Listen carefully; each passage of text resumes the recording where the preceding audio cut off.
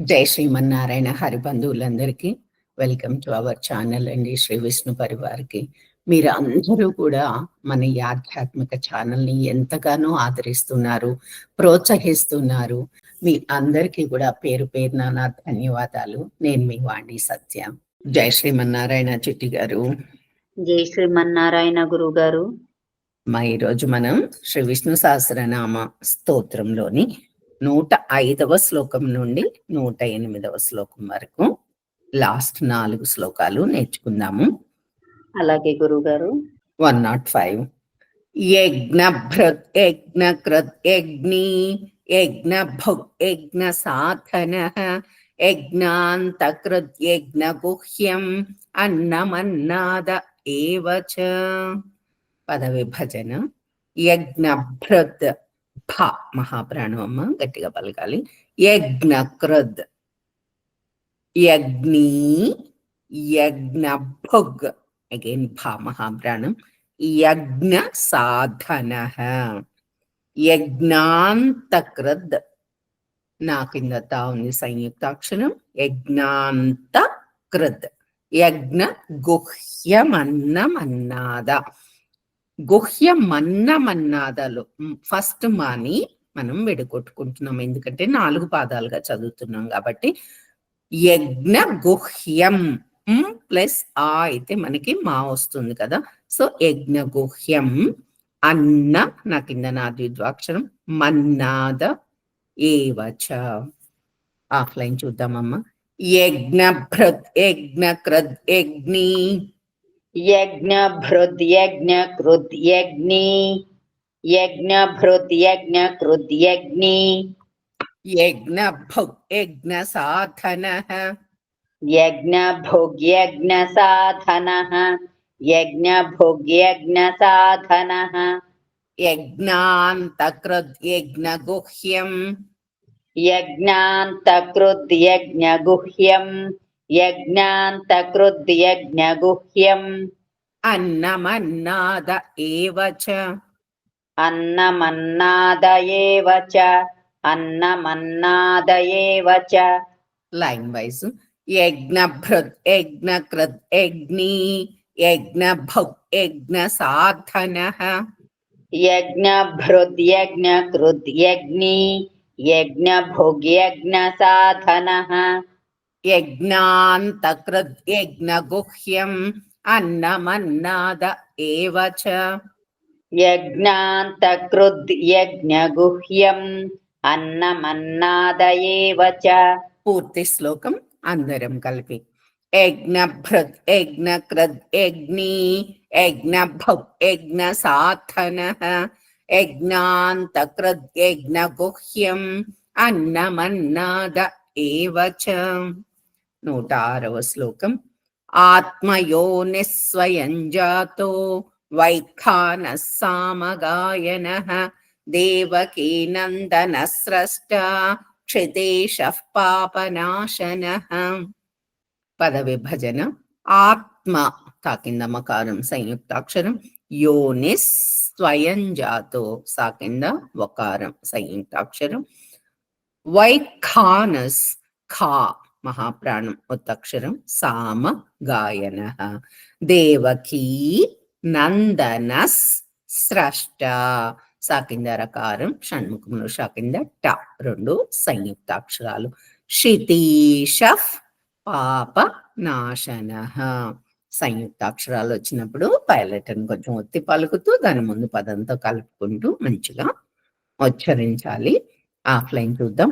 ఆత్మయోనిస్వయం జాతో ఆత్మయోనిస్వయం జాతో ఆత్మయోనిస్వయం జాతో వైఖానః సామగాయనః వైఖానః సామగాయనః వైఖానః సామగాయనః దేవకీ నందన స్రష్ట దేవకీ నందన స్రష్ట దేవకీ నందన స్రష్ట క్షితేశః పాపనాశనః క్షితేశః పాపనాశనః క్షితేశః పాపనాశనః. Line wise. ఆత్మయోనిస్వయం జాతో వైఖానः సామగాయనః. ఆత్మయోనిస్వయం జాతో వైఖానः సామగాయనః. దేవకీ నందన స్రష్టా క్షితేశః పాపనాశనః. దేవకీ నందన స్రష్టా క్షితేశః పాపనాశనః. పూర్తి శ్లోకం. ఆత్మయోనిస్వయం జాతో వైఖానः సామగాయనః. దేవకీ నందన స్రష్టా క్షితేశః పాపనాశనః. 107వ శ్లోకం. శంఖ బృన్నందకే చక్రీ శారంగధన్వా గదాధరః. రథాంగపాణిరక్షోభ్యస్ సర్వ ప్రహరణాయుధః. పద విభజన. శంఖ కాఖ మహాప్రాణం గట్టిగా పలకాలి. భృన్ భా కూడా ఒత్తక్షరమే. నందకి చక్రీ శారంగ ధన్వా ధ ఒత్తక్షరం నా కింద వకారం. గదా ధరః మళ్ళీ ధ మహాప్రాణం.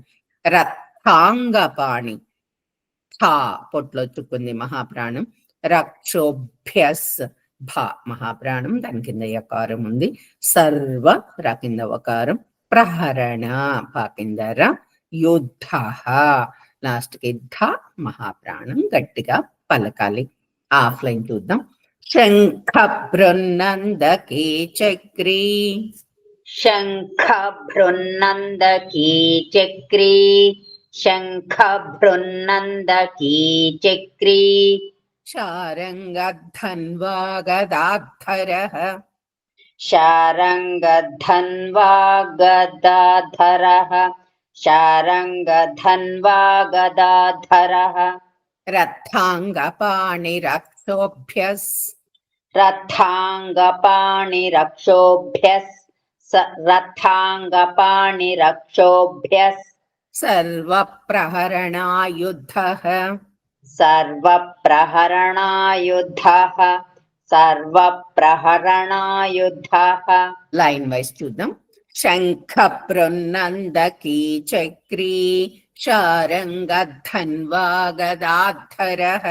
శంఖ బృన్నందకీ చక్రీ శారంగధన్వా గదాధరః. రథాంగపాణిరక్షోభ్యస్ సర్వప్రహరణాయుధః. రథాంగపాణిరక్షోభ్యస్ సర్వప్రహరణాయుధః. శ్రీ సర్వప్రహరణాయుధ. శ్రీ సర్వప్రహరణాయుధ. శ్రీ సర్వప్రహరణాయుధ. ఓం నమ ఇతి. ఓం నమ ఇతి. ఓం నమ ఇతి. పూర్తులైన శ్రీ సర్వప్రహరణాయుధ ఓం నమ ఇతి. శ్రీ సర్వప్రహరణాయుధ ఓం నమ ఇతి. పూర్తి శ్లోకం. ఈ శ్లోకానికి ఆ లాస్ట్ 3వ లైన్ కూడా కలిపి చదవాలండి, గుర్తుపెట్టుకోండి అందరూ. శంఖ బృన్నందకే చక్రీ శారంగధన్వా గదాధరః. రథాంగపాణిరక్షోభ్యస్ సర్వప్రహరణాయుధః. శ్రీ సర్వప్రహరణాయుధ ఓం నమ ఇతి. 108వ శ్లోకం. వనమాలీ గదీ శారంగీ శంఖీ చక్రీ చ నందకీ. శ్రీమాన్నారాయణో విష్ణుర్ వాసుదేవోభిరక్షతు. శ్రీవాసుదేవోభిరక్షతు ఓం నమ ఇతి. 108వ శ్లోకం 3 సార్లు చదువుకోవాలి. ఆ 2 లైన్స్ శ్లోకం మాత్రం 3 టైమ్స్ చేసుకొని లాస్ట్ కి శ్రీ వాసుదేవోభిరక్షతు ఓం నమ ఇతి అనే సెంటెన్స్ మాత్రం ఒక్కసారి చదువుకోవాలి. అమ్మ పద విభజన. వనమాలీ గదీ శారంగీ శంఖీ. ఇక్కడ అన్ని కూడా పైన పొల్లులు ఉన్నాయి, మా దీర్ఘాక్షరాలు. శంఖీ ఖ మాత్రం మహాప్రాణం. చక్రీ కాకింద రకారం. చక్రీచ నందకీ అన్ని పైన పొల్లులు ఉన్నాయి. శ్రీమాన్ కామన్ మిస్టేక్, అందరూ కూడా శ్రీమన్ నారాయణ అనేస్తారు, చాలా తప్పు, గుర్తు పెట్టుకోండి. దాని కింద అండర్లైన్ చేసుకుని శ్రీమాన్ మాకు దీర్ఘాక్షరం. నారాయణో విష్ణుర్ వాసుదేవోభి మహాప్రాణం రక్షతు. ఆఫ్లైన్ చూద్దామమ్మా. వనమాలి గదీశారంగి.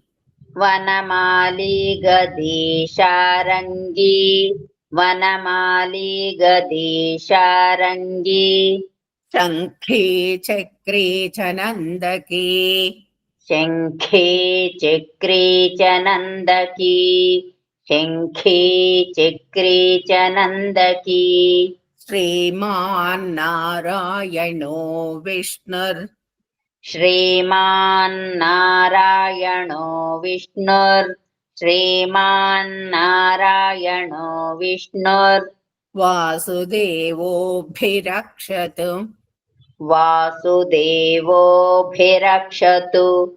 వాసుదేవోభిరక్షతు. Very good. Line wise.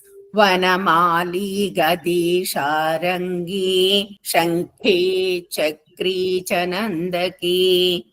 వనమాలి గదీశారంగి. శంఖే చక్రే చ నందకీ. శ్రీమాన్నారాయణో విష్ణుర్ వాసుదేవోభిరక్షతు. శ్రీమాన్నారాయణో విష్ణుర్ వాసుదేవోభిరక్షతు. కింద లైన్ కూడా ప్రాక్టీస్ చేద్దాం. శ్రీవాసుదేవోభిరక్షతు. శ్రీవాసుదేవోభిరక్షతు. శ్రీవాసుదేవోభిరక్షతు. ఓం నమ ఇతి. ఓం నమ ఇతి. ఓం నమ ఇతి. శ్రీవాసుదేవోభిరక్షతు. ఓం నమ ఇతి. శ్రీవాసుదేవోభిరక్షతు. ఓం నమ ఇతి. Very good. పూర్తి శ్లోకం అందరం కలిపి. వనమాలి గదీశారంగి. శంఖే చక్రే చ నందకే. శ్రీమాన్నారాయణో విష్ణుర్ వాసుదేవోభిరక్షతు. శ్రీవాసుదేవోభిరక్షతు. ఓం నమ ఇతి. శ్రీ విష్ణు సహస్రనామ స్తోత్రంలోని మహామంత్రం కంప్లీట్ అయిపోయిందమ్మా. జై శ్రీమన్నారాయణ గురువు గారు. ధన్యవాదాలు గురువు గారు. ఈ వీడియో గనక మీకు నచ్చినట్లయితే తప్పకుండా సబ్స్క్రైబ్ చేసుకొని లైక్ చేయండి. మీ లైక్స్ వలన మన ఛానల్ ఎక్కువ మందికి రీచ్ అయ్యే ఆస్కారం ఉంటుంది. వన్స్ అగైన్ ధన్యవాదాలు.